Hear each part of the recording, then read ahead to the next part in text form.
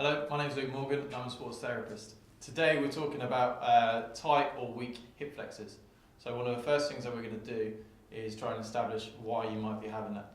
So as dance instructors and fitness instructors, you'll find yourself doing a lot of lunges, find yourself doing a lot of squats and things like this. However, there may not be as many hamstring based exercises.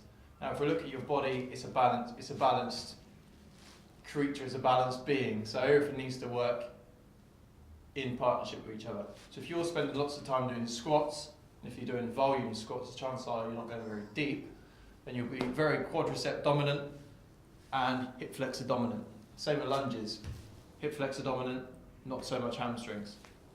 So on that basis, we need to establish if you've got tight hamstrings or weak tight hip flexors or weak hip flexors, or potentially both. So one of the first things that you can do is get yourself a stable object and stand on one leg. Lift your knee as high as you can and see how long you can hold that for. We're aiming for about 30 seconds at a time, and the idea is that you can hold this comfortably without feeling any burning sensation or pain in the hip flexor. If you do get a burning hip flexor sensation, then there's a good chance that they're slightly weak. So here's 3 things we can do for that. So first of all, if you take yourself, I'll show you 2 stretches. So first of all, you can take yourself into this position, which we all know, but not everybody applies it. So once you're in this position, your knees want to be together.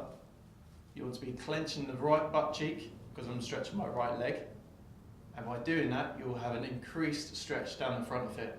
So if you're to be stretching your left side, you'll be stretching your left butt cheek. And again, you'll feel that within a higher sensation of hip flexor stretch. Okay? This is one of the most common stretches that we do, and it is a good one, providing you apply it like this. Secondly, what you can do, go into a lunge position, take the rear leg, which is what we'll be stretching, place it on the ground, and lift your chest upwards, thrusting your hip forwards. And then again, you should feel a stretch down the front of that rear leg.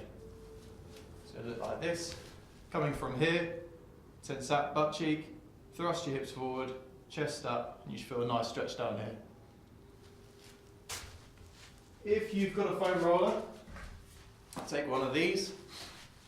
To roll your hip flexors, you're going to place yourself in this position, find your hip flexors, lay onto it, and roll through.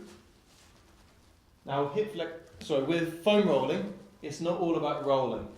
Sometimes if you find an area which is particularly tight, isolate it and try and move the joints around it. This way you can help warm up all the tissues around the area which might be causing it to be tight.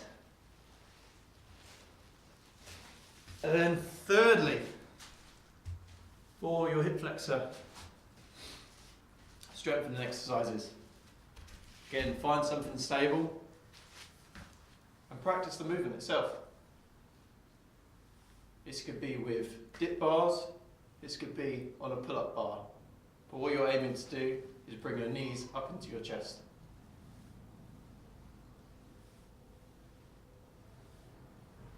So if you've got a pull-up bar or a dip bar, try those as well.